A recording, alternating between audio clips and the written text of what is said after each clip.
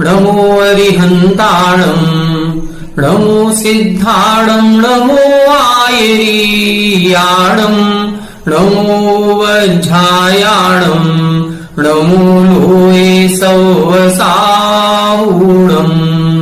मोक्षमार्गस्य नेतारम् वेत्तारम् कर्मभूभृताम् ज्ञातारम् विश्वतत्त्वानाम् वंदे तत्गुणलब्धये। 1008 श्री मूलनायक आदिनाथ भगवान की जय। द्वासांग जिनवाणी माता की जय। आचार्य श्रेष्ठ आचार्य गुरुवर श्री 108 पूज्यपाद स्वामी महाराज की जय। आचार्य श्रेष्ठ आचार्य गुरुवर श्री 108 विद्यासागर जी महाराज की जय। जगत पूज्य निर्यापक श्रमण मुनि पुंगव श्री 108 सुधा सागर जी महाराज की जय। समस्त मुनि संघ की जय। आलोक मोदी स्वाध्याय सुधा यूट्यूब चैनल पर आप सभी दर्शकों का एक बार पुनः हार्दिक स्वागत, हार्दिक अभिनंदन। पूज्यवर आचार्य पूज्यपाद स्वामी जी द्वारा विरचित इस सर्वार सिद्धि ग्रंथराज की स्वाध्याय श्रृंखला में हम सभी प्रथम अध्याय का स्वाध्याय कर रहे हैं। प्रथम अध्याय के अंतर्गत मुख्य रूप से सम्यक दर्शन और सम्यक ज्ञान का वर्णन किया गया है।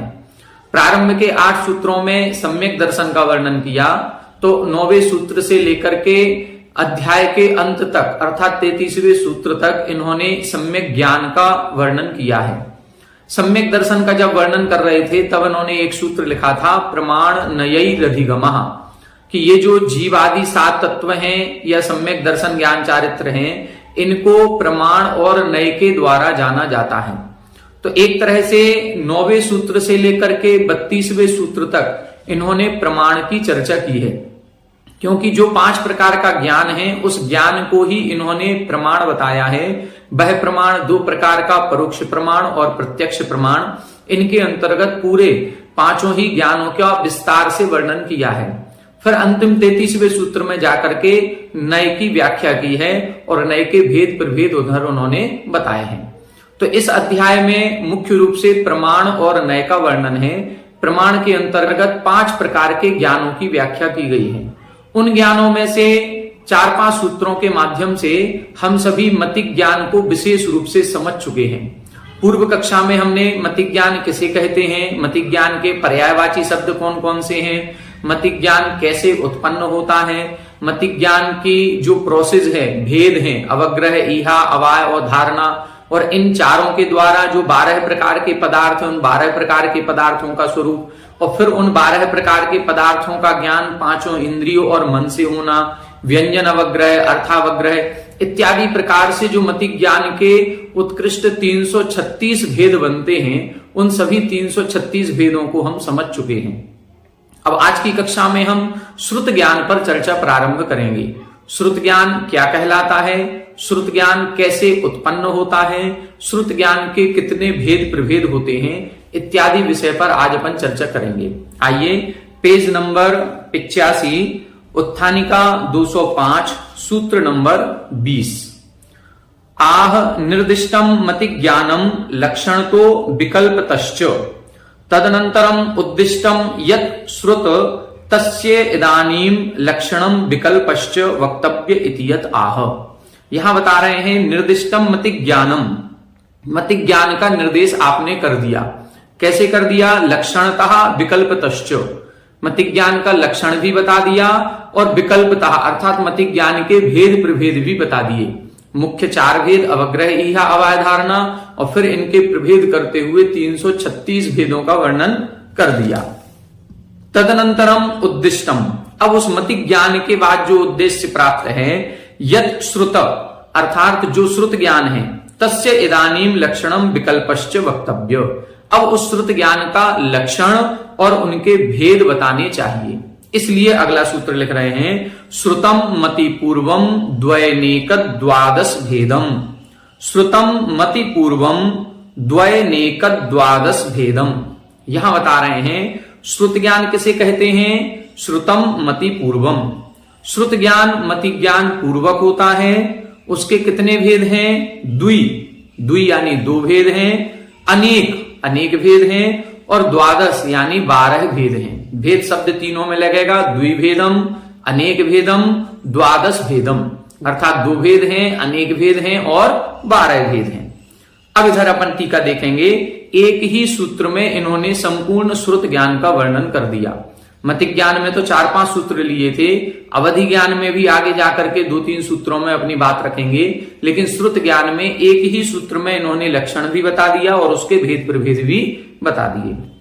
206 श्रुत शब्दोयम श्रवणम उपादाय व्युत्पादितः अपि रूढ़िवशात् कस्मिंश्चित् ज्ञान विशेषे वर्तते।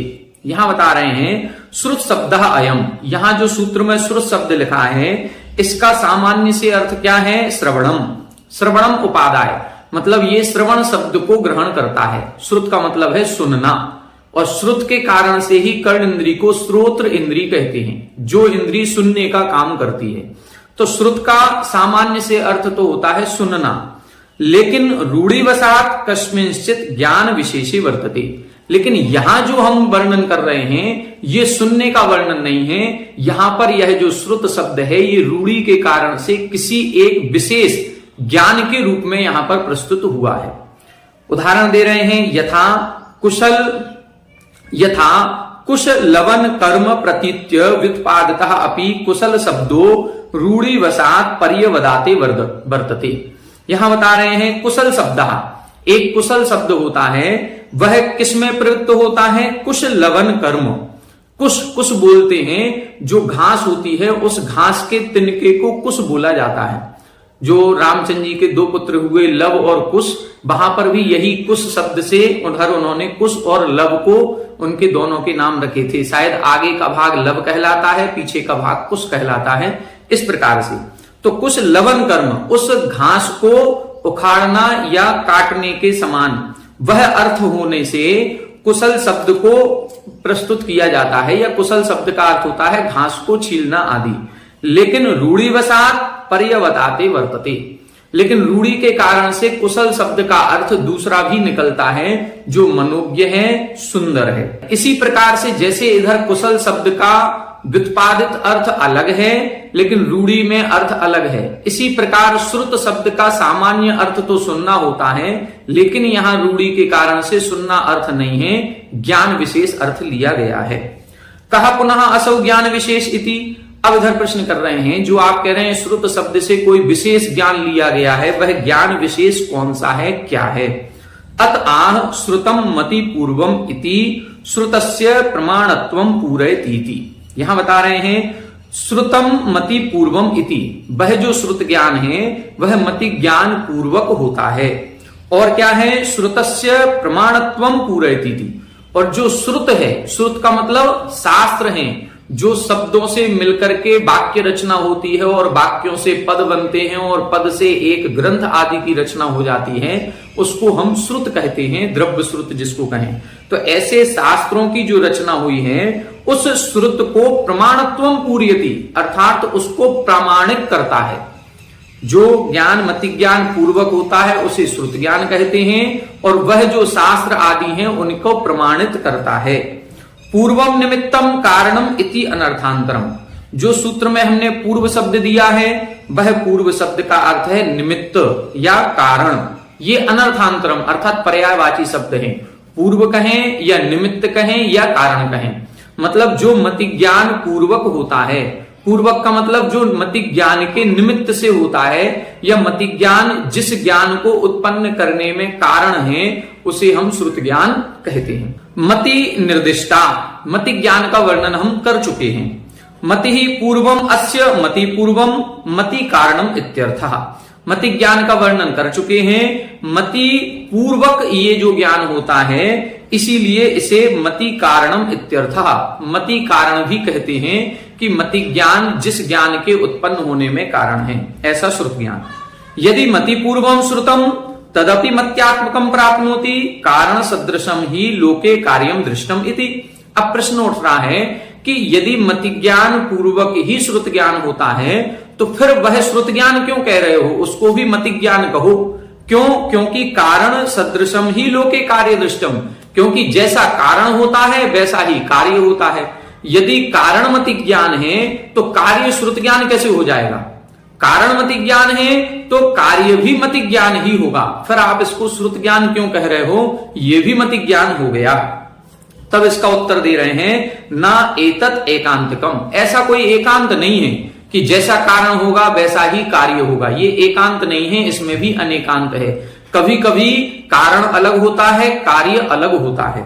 जैसे दंडादि कारणों अयम घटो न दंडाद्यात्मकः, जैसे बता रहे हैं कि जब घट बनाया जाता है, कुम्हार चाक पर मिट्टी के लौंदे को रख करके और फिर घट का निर्माण करता है, तो उस चाक को घुमाने के लिए एक डंडा लेता है। तो उस घड़े के निर्माण में कारण क्या क्या है? घड़े के निर्माण में मिट्टी तो कारण है ही, वह चाक भी कारण है, दंड भी कारण है। तो कारण जैसा होगा वैसा ही कार्य होगा। यदि ये मानेंगे तो फिर दंडा यदि कारण है तो वह जो घड़ा बना है वो भी दंड रूप ही होना चाहिए, जबकि दंड अलग है और वह घड़ा अलग है। घड़ा मिट्टी का बनता है, दंड अलग है। तो इधर स्पष्ट कह रहे हैं, दंडादि कारण अयम घटा न दंडाद्यात्मकः, जो दंड आदि कारणों से घट उत्पन्न हुआ है वह घड़ा दंड रूप नहीं होता है, वह घड़ा अलग है और दंड अलग है। इसी प्रकार से मति ज्ञान से श्रुत ज्ञान उत्पन्न हुआ है, लेकिन मति ज्ञान अलग है, श्रुत ज्ञान अलग है। श्रुत ज्ञान को मति ज्ञान नहीं कहेंगे। अपि च सति तस्मिन् तत् अभावात्, और क्या कह रहे हैं, दूसरा कारण बता रहे हैं, अपि च सति, उस मति ज्ञान के होने पर भी, तस्मिन् तत् अभावात्, उस समय श्रुत ज्ञान हो ये कोई जरूरी नहीं है। मति ज्ञान है और हो सकता है श्रुत ज्ञान ना हो। जैसे अभी अपन ने मति ज्ञान के भेद पढ़े थे, तो व्यंजन अवग्रह होकर के रह गया, उसका ईहा अवाय और धारणा हुई नहीं। अब व्यंजन अवग्रह मति ज्ञान हो गया लेकिन श्रुत ज्ञान नहीं हुआ। कभी कभी पदार्थों का अर्थावग्रह हो जाता है, ईहा अवाय धारणा नहीं हो पाती। कई बार ईहा भी हो जाती है लेकिन अवाय धारणा नहीं होती। तो ये जितने पदार्थ हैं, कई बार पदार्थों का मति ज्ञान तो हो जाता है लेकिन श्रुत ज्ञान नहीं हो पाता है। तो फिर हम मति ज्ञान पूर्वक श्रुत ज्ञान होता है, इसलिए श्रुत ज्ञान को मति ज्ञान कहें, ऐसा कोई जरूरी नहीं है, ऐसा नहीं कह सकते हैं, क्योंकि मति ज्ञान के रहते हुए भी श्रुत ज्ञान कभी कभी नहीं होता है। सती अपि मति ज्ञाने बाह्य श्रुत ज्ञान निमित्त सन्निधाने अपि प्रबल श्रुतावरण उदयस्य श्रुता भावः। यहां क्या बता रहे हैं, सती अपि मति ज्ञाने, मति ज्ञान के होने पर भी, दूसरा बाह्य श्रुत ज्ञान निमित्त सन्निधाने अपि, और श्रुत ज्ञान के जो बाहर के बाह्य निमित्त हैं वो निमित्त मिलने पर भी प्रबल श्रुतावरण उदयस्य श्रुता भावः। यदि हमारे श्रुत ज्ञानावरण कर्म का प्रबल उदय है तो हमें श्रुत ज्ञान नहीं होगा। कितनी बड़ी बात कह रहे हैं, हमारे पास पांचों इंद्रियां हैं, मन है, मति ज्ञान का पूरा कारण उपलब्ध है। मति ज्ञान से हम देख रहे हैं, ये सर्वार्थ सिद्धि ग्रंथ है, पढ़ने में आ रहा है सर्वार्थ सिद्धि, ये आचार्य पूज्यपाद स्वामी जी के द्वारा लिखा गया। ये क्या हो गया, मति ज्ञान। अब मति ज्ञान के होने के बाद बाह्य श्रुत ज्ञान निमित्त सन्निधानी अपि, ये सर्वार्थ सिद्धि जैसा ग्रंथ कब से उपलब्ध है, जब से हमारा जन्म है उसके पहले से उपलब्ध है। आचार्य पूज्यपाद स्वामी 6वीं 7वीं शताब्दी में इस ग्रंथ को लिख करके चले गए। अब ये ग्रंथ उपलब्ध है, हम भी यहां पर उपलब्ध हैं, लेकिन आज तक हमने इस सर्वार्थ सिद्धि ग्रंथराज का ज्ञान नहीं किया, इसका श्रुत ज्ञान नहीं हुआ। क्यों नहीं हुआ? उपलब्ध है, निमित्त है, बाह्य श्रुत ज्ञान के जो निमित्त हैं वो निमित्त उपलब्ध है, फिर भी हमें इस ग्रंथ का ज्ञान नहीं। आज भी ये उपलब्ध है, आज हम पढ़ने की कोशिश कर रहे हैं तो भी हमें इसका ज्ञान नहीं हो रहा है। क्यों नहीं हो रहा है? क्योंकि प्रबल श्रुतावरण उदयस्य, क्योंकि यदि श्रुत ज्ञानावरण कर्म का प्रबल उदय होगा तो हम पढ़ेंगे लेकिन समझ में कुछ नहीं आएगा। पढ़ तो रहे हैं लेकिन हम समझ नहीं पा रहे हैं कि इसका अर्थ लगाएं कैसे। क्यों? क्योंकि हमारे श्रुत ज्ञानावरण कर्म का उदय है। तो देखो, आज पूज्य मुनि श्री सुधा सागर महाराज श्री का ये कितना बड़ा उपकार है कि ये ग्रंथ उपलब्ध थे, हम भी यहां पर मौजूद थे, हम सभी पढ़ने वाले, लेकिन आज तक ऐसे ग्रंथों को पढ़ने का कभी मन ही नहीं बनाया। तो ऐसे इस द्रव्य श्रुत से हम रहित थे, लेकिन आज उनके निमित्त से, आज उनकी कृपा, उनके आशीर्वाद से आज ये जो 12 वर्षीय पाठ्यक्रम चलाया गया और इस पाठ्यक्रम के अंतर्गत हम ऐसे बड़े बड़े ग्रंथों का स्वाध्याय कर रहे हैं। हमें भी ये ग्रंथ पढ़ने में छात्रावास में रहते हुए पढ़ा था, लेकिन पढ़ाने का अनुभव इतना नहीं था। फिर भी ये जो आपका एक निमित्त मिला है, पूज्य गुरुवर का आशीर्वाद मिला, आप सभी पढ़ने वाले मिले, और पढ़ने वाले ऐसे मिले कि रोजाना यदि एक वीडियो नहीं डाल पाए तो फोन आने लगते हैं कि आपकी वीडियो नहीं आई, हम आपकी वीडियो से ही पढ़ते हैं। जब आप लोगों का ऐसा प्रोत्साहन मिला, तब जाकर के हमने भी इसको कंटिन्यू करने का प्रयास किया। पढ़ करके, बहुत मेहनत करके इसको पढ़ाने का, समझाने का प्रयास कर रहे हैं। तो ये क्या है, जब तक बाह्य साधन थे लेकिन श्रुत ज्ञानावरण कर्म का उदय था, इसलिए हमें मतिक ज्ञान तो था लेकिन श्रुत ज्ञान उत्पन्न नहीं हो पा रहा था। मतिक ज्ञान था कि एक ये सर्वार सिद्धि जैसा ग्रंथ है, लेकिन इस ग्रंथ में क्या लिखा है, आज भी कई सारे और ग्रंथ हैं, धवला आदि ग्रंथ हैं, या जो ग्रंथ अभी तक हमने नहीं पढ़े हैं वो ग्रंथों को हम जानते हैं। त्रिलोक पन्नति एक ग्रंथ है, त्रिलोक सार एक ग्रंथ है, लब्धि सार, छपड़ा सार, कई ग्रंथों के नाम पता है, लेकिन अभी इतना प्रबल श्रुत ज्ञानावरण कर्म का उदय है कि उनका ज्ञान हमको अभी नहीं है। लेकिन एक बात पक्की है कि आज अपन ये 6वें साल में प्रवेश कर रहे हैं, 5वें साल का अपन ने परीक्षा दी है। अब यदि हम इस कोर्स को 12 वर्ष तक करेंगे तो नियम से त्रिलोक पन्नति, त्रिलोक सार, लब्धि सार, छपड़ा सार, ऐसा कोई ग्रंथ नहीं बचेगा जिसको हम अपनी आंखों से ना देख पाए। दूसरी बात, इन ग्रंथों को जब भी पढ़ने का प्रयास करें तो ऊपर संस्कृत से ही पढ़ें। कई लोग कह रहे हैं कि हिंदी से आप क्यों नहीं पढ़ा रहे हैं? अरे हम आचार्यों की वाणी को पढ़ रहे हैं। आचार्य पूज्यपा स्वामी, ये जो ग्रंथ लिखा है इसमें ऊपर जो संस्कृत है वो संस्कृत है आचार्य पूज्यपा स्वामी जी की, और जो नीचे हिंदी दी है ये है फूलचंद जी सिद्धांत शास्त्री की। अब हमें किसको पढ़ना है? हमें आचार्यों को पढ़ना है कि फूलचंद जी सिद्धांत शास्त्री को पढ़ना है? तो हम प्रयास करें कि हम आचार्यों की वाणी को पढ़ें, उनके एक एक शब्द को अपनी आंखों से देख लें, फिर नीचे से अर्थ लगाएं, वो एक अलग बात है। नीचे के बिना देखे हम अर्थ नहीं लगा पाएंगे, इतने विद्वान नहीं हैं कि हम बिना नीचे देखे और ऊपर का अर्थ लगा लें। नीचे का सहारा लें, लेकिन संस्कृत को बिल्कुल छोड़ ना दें कि संस्कृत छोड़ ही दिए। तो ये सब जो है ये श्रुत ज्ञानावरण कर्म के क्षयोपशम का कारण बनता है। आज भले हमें नहीं आता है, लेकिन श्रुतावरण क्षयोपशम प्रकर्षेतु सति श्रुत ज्ञानम उत्पद्यते इति मति ज्ञानम निमित्त मात्रम ज्ञेयम। लेकिन श्रुत ज्ञानावरण कर्म का क्षयोपशम प्रकर्षेतु, जब उत्कृष्ट हमारे श्रुत ज्ञानावरण कर्म का क्षयोपशम होगा तब श्रुत ज्ञानम उत्पद्यते, तब श्रुत ज्ञान उत्पन्न हो जाएगा और ऐसे बड़े बड़े ग्रंथों का ज्ञान भी हमको हो जाएगा। इति मति ज्ञानम निमित्त मात्रम ज्ञेयम। इस प्रकार से ये जो मति ज्ञान यहां कहा है कि मति ज्ञान पूर्वक श्रुत ज्ञान होता है, ये मति ज्ञान को निमित्त मात्र कहा है। मति ज्ञान पूर्वक तो हो रहा है, लेकिन श्रुत ज्ञान होने में श्रुत ज्ञानावरण कर्म का क्षयोपशम है। यदि श्रुत ज्ञानावरण कर्म का क्षयोपशम नहीं होगा तो मति ज्ञान होकर के रह जाएगा, श्रुत ज्ञान नहीं होगा। इसका मतलब यह है कि श्रुत ज्ञान अलग है, मति ज्ञान अलग है। मति ज्ञान को केवल निमित्त कारण रूप से प्रस्तुत किया गया है, वो भी सामान्य निमित्त है। श्रुत ज्ञान तो श्रुत ज्ञानावरण कर्म के क्षयोपशम से ही उत्पन्न होता है। आगे देखें 207 नंबर, आह श्रुतम अनादि निधनम इष्यते। अब प्रश्न कर रहे हैं, श्रुत ज्ञान को तो अनादि निधन कहा गया है कि श्रुत ज्ञान अनादि काल से है और अनंत काल तक रहेगा। शास्त्र आदि अनंत काल से हैं, अनंत काल तक रहेंगे। तस्य मति पूर्वकत्वे तत् अभावः, और आप कह रहे हैं कि वह तो मति ज्ञान पूर्वक होता है।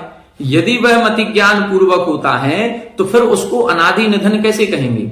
क्योंकि जो अनादि काल से है, अनंत काल तक रहेगा, फिर वो उत्पन्न कैसे होना है? उत्पन्न यदि हम कह रहे हैं कि मति ज्ञान पूर्वक उत्पन्न होता है, यदि श्रुत ज्ञान उत्पन्न हो रहा है तो फिर वो अनादिकाल से कैसे है? इधर कह रहे हैं आदिमतो अंतवत्वात्, क्योंकि यदि जो चीज मति ज्ञान पूर्वक उत्पन्न होगी वो तो आदिमान हो जाएगी, प्रारंभ से सहित हो जाएगी, और जो चीज प्रारंभ से सहित है फिर उसका अंत भी होगा। ततश्च पुरुषकृतत्वात् अप्रामाण्यम इति, और इस प्रकार से यदि हम मानेंगे तो वह तो पुरुषकृत हो गया, किसी व्यक्ति विशेष के द्वारा उत्पन्न होने के कारण से अप्रामाण्यम, फिर वो प्रमाणता की कोटि में कैसे आएगा? और आप कह रहे हैं कि ये 5 ज्ञान प्रमाण हैं, श्रुत ज्ञान भी प्रमाण है, और जबकि ये तो अपौरुषेय नहीं हुआ, फिर तो ये पुरुषकृत हो गया। अन्य दर्शनकार जो हैं वो अपौरुषेय जो होते हैं, मतलब बिना किसी पुरुष के जो बनाया गया है उसको ही प्रमाण मानते हैं। और जो 4 वेद हैं, ऋग्वेद, अर्थवेद, सामवेद, यजुर्वेद, इन 4 वेदों को वो अपौरुषेय कहते हैं। ये किसी पुरुष के द्वारा बनाए गए नहीं हैं, इसलिए वो प्रामाणिक मानते हैं। और जो चीजें पुरुष के द्वारा बनाई गई हैं उसको वो अप्रामाणिक मानते हैं। तब इधर कह रहे हैं कि श्रुत ज्ञान अनादि निधन आप कहते हैं, लेकिन इधर कह रहे हैं मति ज्ञान पूर्वक उत्पन्न हुआ। जब मति ज्ञान पूर्वक उत्पन्न हो रहा है तो कहीं ना कहीं कोई उत्पन्न करने वाला है, और यदि उत्पन्न करने वाला है तो फिर वो प्रारंभ से सहित होगा, अंत से सहित होगा, तो अनादि निधन नहीं होगा। दूसरा, जिस व्यक्ति ने उसको उत्पन्न किया है वो पौरुषेय हो गया, किसी व्यक्ति विशेष के द्वारा उत्पन्न हुआ, और किसी व्यक्ति विशेष के द्वारा उत्पन्न होगा तो फिर उसको हम प्रामाणिक कैसे माने। ये 2 प्रश्न इधर इन्होंने कर दिए। नैष दोषः, अब इसका समाधान कर रहे हैं, इसमें कोई दोष नहीं है। द्रव्यादि सामान्य अर्पणात् श्रुतम अनादि निधनम इष्यते। द्रव्य आदि के सामान्य मुख्यता की अपेक्षा से, द्रव्य आदि जो सामान्य 6 द्रव्य हैं, 7 तत्व हैं, 9 पदार्थ हैं, ये 6 द्रव्य, 7 तत्व, 9 पदार्थ अनादिकाल से हैं और अनंत काल तक रहेंगे। इन द्रव्यों का ना कभी नाश होता है, ना कभी ये नए द्रव्य उत्पन्न होते हैं। तो इन सभी द्रव्यों की सामान्य मुख्यता से श्रुतम अनादि निधनम इष्यते। इनका जब ज्ञान होगा तो वो श्रुत ज्ञान भी अनादि काल से है और अनंत काल तक रहेगा। ये जो शास्त्र आज बोले गए हैं, 6 द्रव्यों का वर्णन किया जा रहा है, जीव द्रव्य का, पुद्गल द्रव्य का, आश्रव तत्व, बंध तत्व, ये वर्णन भूतकालीन जो 24 हुई है, उन तीर्थंकरों ने भी इन्हीं का वर्णन किया था। भविष्य काल की जो 24 होगी वो तीर्थंकर भी इन्हीं का वर्णन करेंगे। आदिनाथ भगवान ने भी यही द्वादशांग का निरूपण किया था और महावीर भगवान ने भी इसी द्वादशांग का निरूपण किया। तो आदिनाथ भगवान की दिव्य ध्वनि में और महावीर भगवान की दिव्य ध्वनि में क्या कोई अंतर है कि नहीं है? मुख्य रूप से जो 6 द्रव्य, 7 तत्व, पंचास्तिकाय, 9 पदार्थों का वर्णन होता है वो तो सभी का एक सा ही रहेगा। ऐसा नहीं है कि आदिनाथ भगवान ने 6 द्रव्य कोई दूसरे कहे थे और महावीर भगवान ने 6 द्रव्य कोई दूसरे कहे, ऐसा नहीं हो सकता है। बस तत्कालीन जो विशेष मुनिराज रहे होंगे, तत्कालीन अब आदिनाथ भगवान के समय में जो मुनिराज रहे होंगे, जो लोग रहे होंगे, उनके कथानक बदल जाएंगे। उस समय का कथानक अलग होगा, महावीर भगवान के समय के कथानक अलग होंगे। तो कई प्रकार के जो अंग उपांगों की रचना होती है, आगे अपन इसमें पढ़ेंगे, उनमें कोई अंतर आता है, लेकिन 6 द्रव्य, 9 पदार्थ आदि के वर्णन में कोई भी अंतर नहीं आता। इसलिए ये तो अनादिकाल से हैं, अनंत काल तक रहेंगे। ना ही केंचित पुरुषेण क्वचित कदाचित कथंचित उत्प्रेक्षम इति। ऐसे इस जो द्रव्य, 9 पदार्थ आदि का जो मुख्यता लेकर के वर्णन किया जाता है, वह केंचित पुरुषेण किसी भी पुरुष के द्वारा, क्वचित यानी कहीं भी, कदाचित यानी कभी भी, और कथंचित यानी किसी भी प्रकार से, उत्प्रेक्षणम इति न, ऐसा किसी के द्वारा उत्पन्न नहीं किया गया। ऐसा नहीं है कि ये 6 द्रव्य किसी के द्वारा उत्पन्न किए गए हैं, किसी पुरुष ने इनको उत्पन्न किया, कहीं विशेष स्थान पर उत्पन्न किया होगा, किसी विशेष समय में उत्पन्न किया हो गया, नहीं, ऐसा कुछ भी नहीं है। ये अनादि काल से हैं, अनंत काल तक रहेंगे। तेषाम एव विशेष अपेक्षया आदि अंतश्च संभवति इति मति पूर्वम इति उच्यते। सामान्य की अपेक्षा से तो द्रव्य अनादि काल से हैं, अनंत काल तक रहेंगे, लेकिन उन्हीं की विशेष अपेक्षा से वह आदि अंतश्च संभवति, उनका प्रारंभ और अंत देखा जाता है। जैसे आत्मा अनादि काल से है, लेकिन मनुष्य भाव ये विशेष अपेक्षा हो गई। ये मनुष्य भाव का प्रारंभ और अंत देखा जाएगा। जन्म की तिथि भी हमें पता है और मरण की तिथि भी एक दिन लिखी जाएगी कि इतनी तारीख को इनका जन्म हुआ था, इतनी तारीख को इनका मरण हुआ। तो ये चीज तो देखी जाएगी। तीर्थंकरों के भी देखी जाती है कि गर्भ कल्याणक की तिथि भी है और निर्वाण कल्याणक की भी तिथि है, लेकिन आत्मा तो अनादि काल से है और अनंत काल तक रहेगी। इसलिए मति पूर्वम इति उच्यते, इसलिए मति ज्ञान पूर्वक कहा गया। श्रुत ज्ञान तो अनादि काल से है, अनंत काल तक रहेगा, द्रव्य आदि के वर्णन की अपेक्षा से। लेकिन सर्वार सिद्धि ग्रंथ, ये ग्रंथ तो 6वीं शताब्दी में लिखा गया, तो इसका प्रारंभ हमें देखा जा रहा है, इसका प्रारंभ देखा जा रहा है। इस ग्रंथ को पढ़ना हमने कब प्रारंभ किया था? जब हम 5वें साल में प्रवेश लिए थे तो इसको पढ़ना प्रारंभ किया था, और जब 6वीं साल भी पास कर जाओगे, 7वें में पहुंच जाओगे तो इसको बंद करके रख दोगे। तो इसका प्रारंभ और अंत तो होगा कि हमने इसका श्रुत ज्ञान कब प्रारंभ किया और कब इसका अंत हुआ। तो ये विशेष अपेक्षा से, यथा अंकुरो बीज पूर्वकः सच संतान अपेक्षया अनादि निधन इति। जैसे अंकुर जो उत्पन्न होता है वो बीज पूर्वक ही होता है। बीज डालेंगे जमीन में तो अंकुर हुआ, अंकुर से पौधा बनेगा, पेड़ बनेगा, फिर फल निकलेंगे, फिर फल से बीज आ गया, फिर उस बीज से फिर अंकुर होगा। तो बीज से अंकुर हुआ, अंकुर से फल आया, फल से फिर बीज हुआ। तो ये एक अपेक्षा से तो बीज से अंकुर हुआ है ऐसा कहा जाएगा, लेकिन संतान की अपेक्षा से बीज अनादिकाल से है और अंकुर भी अनादिकाल से है। इस अपेक्षा से अनादि निधन इति, इस अपेक्षा से ये अनादिकाल से है और अनंत काल तक रहेगा। इसीलिए श्रुत ज्ञान भी अनादि निधन है, ये बीच में उत्पन्न नहीं हुआ। दूसरा प्रश्न था अपौरुषेय पौरुषेय का, तब लिख रहे हैं न च अपौरुषेयत्वं प्रामाण्य कारणम। आप ये नहीं कह सकते हैं कि जो जो चीजें अपौरुषेय हैं वही प्रमाणिक हैं। मतलब आपने वेद हैं वो अपौरुषेय हैं तो प्रमाणित हैं। यदि मान लो कोई ऐसे ग्रंथ हैं या कोई ऐसा उपदेश है जो पौरुषेय है तो आप ये नहीं कह सकते कि वो प्रमाणित नहीं है, अपौरुषेय ही प्रमाणित है। आगे लिख रहे हैं चौर्यादि उपदेशस्य अस्मर्यमाण कर्तृकस्य प्रामाण्य प्रसंगात, क्योंकि जिसके कर्ता का हमें ज्ञान नहीं हो रहा है क्या उसको हम अपौरुषेय माने? जिसका कर्ता हमें पता नहीं कि ये किसके द्वारा बनाया गया, जैसे वेद हैं, वेद का इनको कर्ता नहीं पता कि ये वेद किसने लिखे। अब किसने लिखे इनके कर्ता का ध्यान नहीं है, ज्ञान नहीं है, तो इन्होंने कह दिया वेद तो अपौरुषेय हैं, किसी ने नहीं बनाया। तो यदि हम किसी उपदेश आदि को ऐसा कहेंगे जिसका हमें कर्ता का स्मरण नहीं है तो वो सारी चीज अपौरुषेय हो जाएंगी, और फिर अपौरुषेय हो जाने से वो सारी चीज प्रामाणिक हो जाएंगी। तो फिर ऐसे चोरी आदि उपदेशस्य, जो चोरी आदि का उपदेश है, चोरी करना चाहिए, अब्रह्म का सेवन करना चाहिए या हिंसात्मक कार्य करने चाहिए, ऐसा उपदेश किसने दिया इसका कोई स्मरण है क्या? ऐसा कोई व्यक्ति रहा हो जिसने ये कहा हो चोरी करना चाहिए? अब यदि मान लो चोरी के उपदेश देने वाले का हमें स्मरण नहीं आ रहा है किसने कहा है ऐसा, तो फिर चोरी आदि का उपदेश भी अपौरुषेय हो जाएगा, और अपौरुषेय हो जाने से वो भी प्रामाणिक हो जाएगा। फिर चोरी करना प्रामाणिक हो गया, फिर तो ग्रंथों में लिखा मिल जाएगा। तब इधर कह रहे हैं ऐसा नहीं है। जो जो चीजों का कर्ता जो है, करने वाला यदि हमें नहीं मिल रहा है तो हम उसको अपौरुषेय नहीं कह सकते हैं। दूसरी चीज अनित्यस्य च प्रत्यक्षादेह प्रामाण्ये को विरोधा, यहां बता रहे हैं कि जो प्रत्यक्ष आदि कुछ हमारे ज्ञान है, मान लो अवधि ज्ञान है, मनःपर्यय ज्ञान है, जो कैसे हैं, अनित्य हैं, नित्य नहीं है, अनादि निधन नहीं है। यदि बीच में उत्पन्न हुए, जैसे इन्होंने कहा कि वो अनादि निधन श्रुत ज्ञान है और वो बीच में उत्पन्न होगा तो वो पौरुषेय हो जाएगा। तब इधर कह रहे हैं कि यदि बीच में कहीं कोई ज्ञान उत्पन्न हो रहा है तो उसको प्रामाणिक मानने में क्या आपत्ति है, क्या विरोध है? क्योंकि बीच में भी ज्ञान उत्पन्न हो सकता है। अवधि ज्ञान है, द्रव्य क्षेत्र काल भाव की मर्यादा पूर्वक उत्पन्न होता है और जैसे ही वो मर्यादा समाप्त होगी तो वो नष्ट भी हो जाता है।